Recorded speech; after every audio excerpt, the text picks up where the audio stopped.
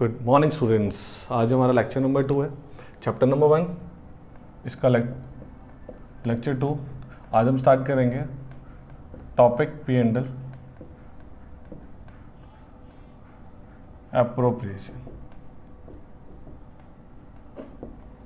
आज हम क्या स्टार्ट करेंगे? P and L appropriation. Important topic है, 4 नंबर का टॉपिक है, बोर्ड में आ जाता है। ठीक है, तो बिल्कुल बेसिक से स्टार्ट करेंगे। हमने 11th क्लास में छोड़ा था पी एंड एल पे, पी एंड एल के नेट प्रॉफिट पे। पी एंड एल के नेट प्रॉफिट पे हमने 11th क्लास छोड़ी थी। 12th क्लास यहीं से स्टार्ट कर रही है, इसी नेट प्रॉफिट से।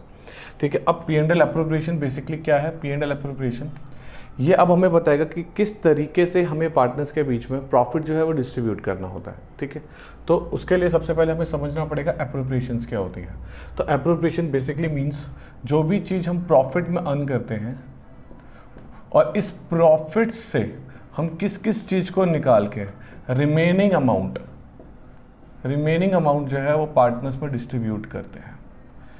तो जो ये चीज़ें हैं जो हमें पार्टनर्स को देनी है आउट ऑफ प्रॉफिट से निकाल के हमें जो चीज़ पार्टनर्स को देनी होती है उसको हम बोलते हैं एप्रोप्रिएशंस, जिसके एग्जांपल है इंटरेस्ट ऑन कैपिटल, इसके बारे में मैंने कल बताया था। दूसरी चीज़ इसके अंदर है सैलरी ऑफ पार्टनर। तीसरी चीज़ जो इसके अंदर आती है वो आती है कमीशन। और हमें अपने प्रॉफिट में से कितना पैसा जो है वो रिजर्व में ट्रांसफर करना है वो भी इसी के अंदर इंक्लूडेड होता है।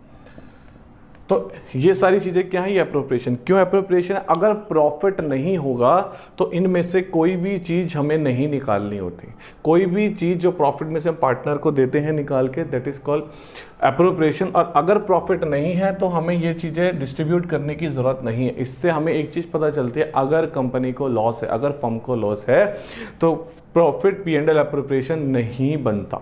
अगर फर्म को लॉस हो जाता है तो पी एंड एल एप्रोप्रिएशन नहीं बनता। क्यों नहीं बनता? क्योंकि जब प्रॉफिट ही नहीं है तो हम पार्टनर्स को कुछ नहीं देंगे। ठीक है, तो अब हम चलते हैं पी एंड एल एप्रोप्रिएशन का अकाउंट बनाना सीखते हैं, उसका बेसिक सीखते हैं। तो P and L appropriation account अब हम सीखेंगे।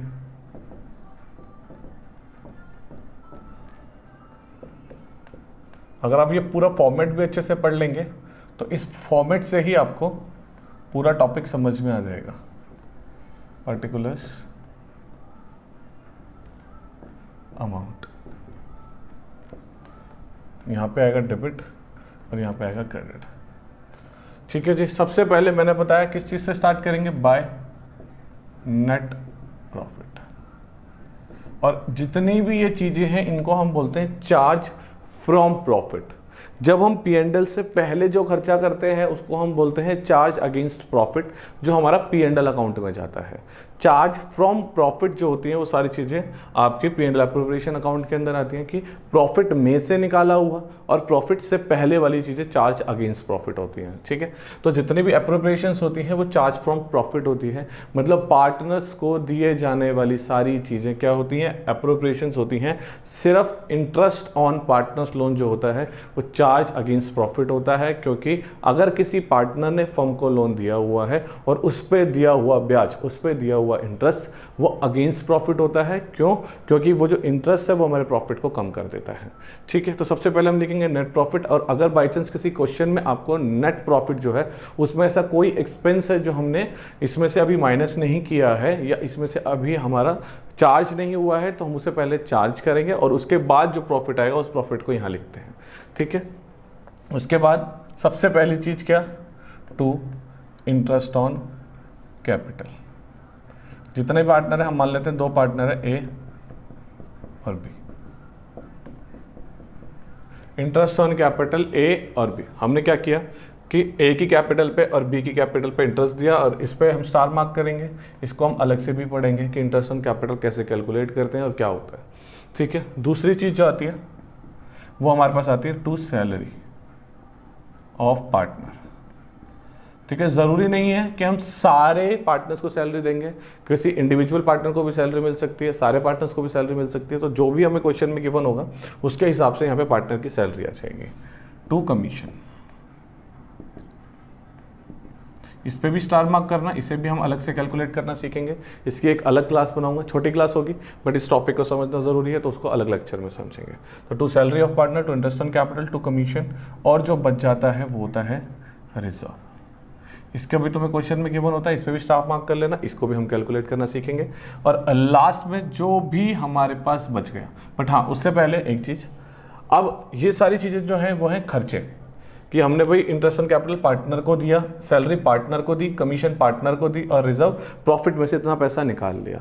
लेकिन एक चीज़ ऐसी भी होती है, ठीक है, जो हमारे प्रॉफिट को इंक्रीज करती है, वो होती है interest on drawings, bye interest on drawings. ऐसा क्यों होता है? क्योंकि ये चीज़ पार्टनर जो है वो फर्म को देता है, क्योंकि ये चीज़ क्या है, पार्टनर जो फर्म को देता है। इस पर भी स्टार मार्क कर लेना, ये एक अलग टॉपिक है, इसको अलग से सीखेंगे। कैलकुलेट करने के मेथड्स हैं इसको, वो भी सीखेंगे। तो ये चीज़ पार्टनर फर्म को देती है, ये सारी चीज़ फर्म पार्टनर को देती है। तो ये खर्चे हो गए, ये हमारी इनकम हो गई, ये हमारी नेट प्रॉफिट को इंक्रीज कर देंगे। ठीक है, तो हमने सीखा interest on capital, salary, reserve, और जो पैसा बच गया, जो भी प्रॉफिट बच गया, to profit transfer to capital account, to profit transfer to capital account. A और बी जो भी इनका PSR होगा, इसको ऐड करेंगे, इसमें से माइनस करेंगे, जो पैसा बच जाएगा वो ए और बी में बट जाएगा, जिसको हम बोलते हैं बैलेंसिंग फिगर। इसको हम बैलेंसिंग फिगर भी बोलते हैं। और हमेशा याद रखना, कोई भी अकाउंट बनाओगे, इसके दोनों साइड, ये हमने 11th क्लास लेजर में सीखा हुआ है कि दोनों साइड हमेशा जो टोटल होता है वो इक्वल आना चाहिए। तो ये हमारा P&L अप्रोप्रिएशन बन गया। हमने कुछ नहीं किया, हमने सबसे पहले नेट प्रॉफिट निकाला। नेट प्रॉफिट में से interest on drawings, interest on capital, salary दी, कमीशन दिया, रिजर्व जो बच गया रिजर्व निकाला, और profit transfer to capital account. तो ये हमारा P&L अप्रोप्रिएशन बनके तैयार हो गया। इससे ज़्यादा P&L अप्रोप्रिएशन में कुछ भी नहीं आएगा। बस ये चीज़ें हम किस तरीके से क्वेश्चन में पूछ सकता है वो इंडिविजुअल तुम्हें क्लास मिलेगी, इंडिविजुअल टॉपिक में समझाऊंगा कि किस में क्या क्या चीज़ें आती हैं। ये जो क्लास थी हमारी P&L अप्रोप्रिएशन को समझने के लिए थी। तो P&L अप्रोप्रिएशन बेसिकली मीन्स कि जो चीज़ हम प्रॉफिट में से निकाल के पार्टनर को दे रहे हैं, हमने ये चीज़ पार्टनर को दे दी, ये पार्टनर से रिसीव कर ली, हमारा नेट प्रॉफिट है। जो बच गया ये हमने ए और बी में डिस्ट्रीब्यूट कर दिया। ठीक है, आज की क्लास में, आज के लेक्चर में P&L अप्रोप्रिएशन हमने समझ लिया। P&L अब नेक्स्ट में क्लासेस में आपको ये जो टॉपिक्स हैं जिसमें मैंने स्टार मार्क कराया, ये कैलकुलेट करना सीखेंगे, और इसके बाद इसके क्वेश्चन करना चालू करेंगे। So thank you so much.